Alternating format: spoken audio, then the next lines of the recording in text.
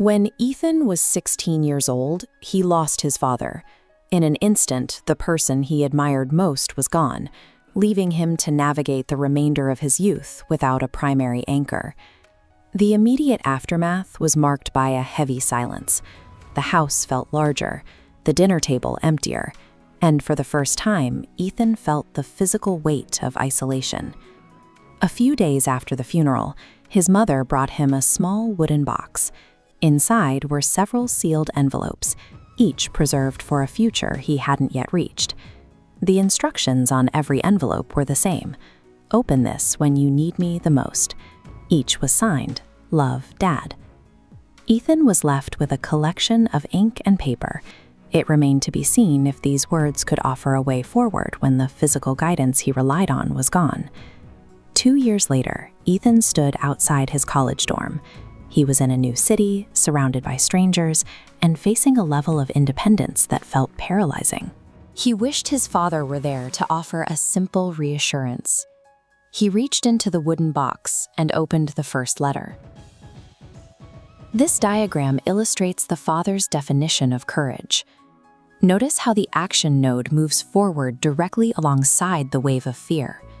His father argued that courage is not waiting for fear to vanish. It's the choice to move while the fear is still present. If action can travel alongside fear, then Ethan didn't have to wait for his anxiety to disappear before he moved. He realized he only needed enough momentum to take this single step in front of him. Years later, Ethan faced a different kind of pressure. After working to build his career, a corporate downsizing left him unemployed. The sudden collapse felt like a personal indictment. He opened the second letter. This graph shows the perspective his father offered.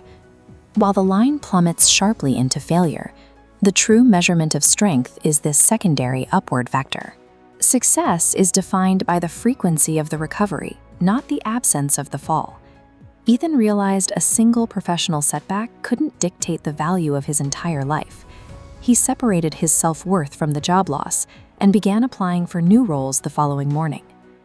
On the eve of his wedding, Ethan watched those around him celebrate. Despite the joy, he couldn't shake the awareness that his father wouldn't be standing at the altar with him.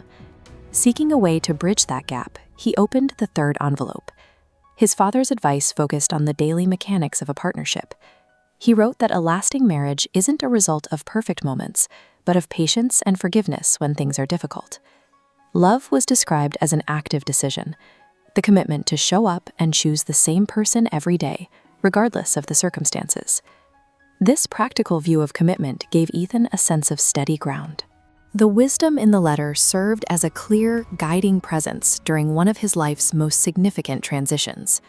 Years later, Ethan sat in a quiet hospital room holding his newborn son. He was overwhelmed by a familiar weight. He wondered if he was actually ready to be responsible for the growth and safety of another human being. He opened the final envelope. His father's words preempted the anxiety, admitting that no parent ever feels fully prepared for the job.